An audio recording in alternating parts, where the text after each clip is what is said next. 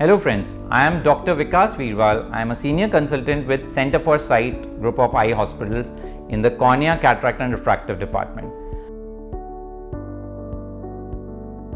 आजकल हम देख रहे हैं कि स्पेशली कोविड पैंडेमिक के बाद हमारे जो भी बच्चे हैं in the age group of between 5 to 18 उनको या तो चश्मे का नंबर आ रहा है अगर पहले चश्मा नहीं था, या फिर जिनको पहले से चश्मा था उनका नंबर बहुत तेजी से बढ़ रहा है। ये एस्टिमेट किया जा रहा है कि 2050 तक almost 50% of the world's population is going to be myopic. Myopic होने का मतलब है माइनस नंबर का चश्मा होना, जिसमें पेशेंट को एक्चुअली में पास का अच्छा दिखाई देता है लेकिन दूर के लिए पेशेंट को चश्मे के बिना साफ नहीं दिखाई देता है। मायोपिया का सबसे कॉमन कॉज है कि आंख की लंबाई अगर नॉर्मल से ज्यादा हो जाती है तो उस केस में पेशेंट को माइनस नंबर चश्मा आता है, वेरेज अगर आंख की लंबाई नॉर्मल से छोटी हो जाती है तो उस केस में पेशेंट को प्लस चश्मा होता है, जिसको हम बोलते हैं हाइपरमेट्रोपिया। तो आजकल बच्चों में जो नंबर बढ़ रहा है उसका सबसे इंपॉर्टेंट फैक्टर हो गया है उनका घर के अंदर ही अंदर रहना और नज़दीक की एक्टिविटीज़ का बहुत ज़्यादा ड्यूरेशन बढ़ जाना। दूसरी चीज़ जो फ़र्क पड़ी है स्पेशली डिजिटल स्क्रीन्स के इतने यूसेज से, वो ये कि बच्चों ने बाहर जाना बहुत कम कर दिया है और आँख की डेवलपमेंट के लिए आई का आउटसाइड लाइट से एक्सपोजर, मतलब कि नॉर्मल नेचुरल सनलाइट से एक्सपोजर, बाहर के वातावरण से एक्सपोजर बहुत ज़्यादा ज़रूरी है।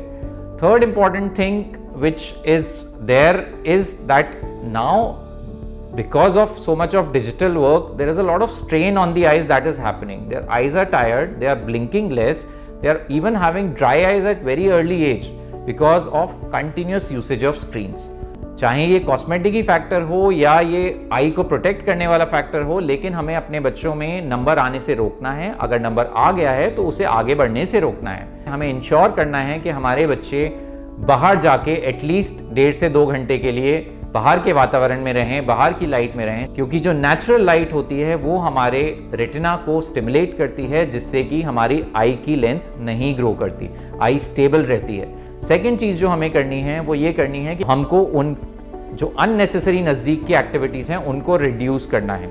तीसरी चीज़, हमें नज़दीक की एक्टिविटी लगातार नहीं करनी है, फ्रीक्वेंट ब्रेक्स लेते रहने हैं। फोर्थ थिंग जो हमें इंपॉर्टेंट करनी है वो ये है कि जब हम बच्चे को देख रहे हैं कि वो नज़दीक का काम कर रहा है, अगर वो बहुत पास से चीज़ों को होल्ड कर रहा है, चाहे वो मोबाइल फ़ोन हो या उसकी बुक हो, अगर वो बहुत पास से होल्ड कर रहा है तो हमें उसको डिस्टेंस बढ़वाना है। फिफ्थ थिंग जो हमें करनी है, फर्स्ट चेकअप हमारा 4 इयर्स की एज में जब बच्चा बताना सीख गया है, बोलना सीख गया है, वो चीज़ों को बता सकता है, तब फर्स्ट चेकअप होना बहुत ज़रूरी है। इसका कारण ये कि अगर बच्चे को चश्मे का नंबर है और वो चश्मा इस्तेमाल नहीं कर रहा तो उसकी आई परमानेंटली वीक हो सकती है अगर वो टाइमली करेक्ट नहीं किया गया। उसके बाद अगर किसी बच्चे को चश्मे का नंबर है तो एवरी 6 मंथली उसके ग्लासेस का पावर चेक करना बहुत ज़रूरी है।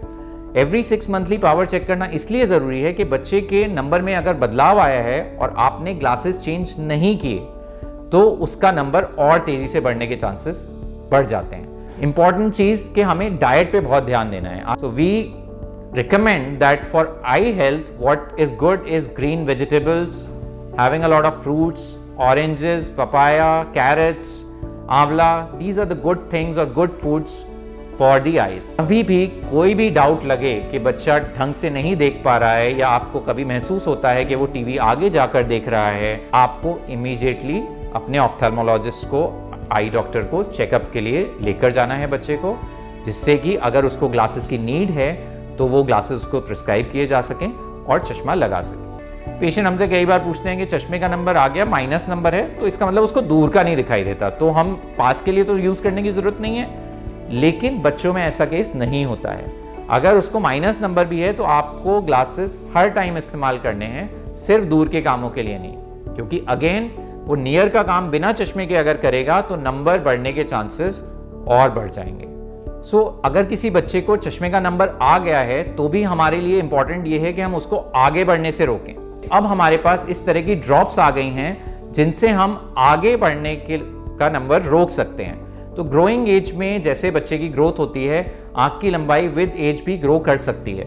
उस केस में भी, और जिनको नंबर है ऑलरेडी, उनका आगे नंबर बढ़ने से रोकने के लिए एट्रोपिन दवाई आ गई है, जिसका बहुत लो कंसंट्रेशन हम यूज करते हैं, 0.01%, and it is to be put only once a day and अगर हम ये लॉन्ग पीरियड के लिए यूज़ करते हैं तो स्टडीज़ में देखा गया है कि 50% चांसेस कम हो जाते हैं नंबर आगे बढ़ने के, या एटलीस्ट अगर नंबर बढ़ता भी है तो उतनी तेज़ी से नहीं बढ़ता जितना अगर हम ये दवाई नहीं यूज़ कर रहे होते तो बढ़ता। लास्टली, अब हमारे पास इस तरह के स्पेक्टिकल्स या ग्लासेस भी आ गए हैं जिनमें पावर का डिस्ट्रीब्यूशन इस तरह से किया जाता है कि बच्चे के जो रेटिना है, पर्दा है, उस पर स्टिमुलस चेंज हो जाए और उसकी आँख की लंबाई बढ़ने का जो स्टिमुलस है वो कम हो जाए, जिससे कि बच्चे का माइनस नंबर जो है वो स्टेबल होने के चांसेस अगेन बढ़ जाते हैं। तो अपने बच्चे की आंखों को सेफ रखने के लिए इन मेजर्स को ज़रूर फॉलो करें और तभी हम अपने बच्चों का भविष्य बहुत अच्छा रख सकते हैं और उनकी आंखों के पॉइंट ऑफ व्यू से उनको बिल्कुल सेफ रख सकते हैं। Thank you. Follow Center for Sight and post your queries to get answers from the experts.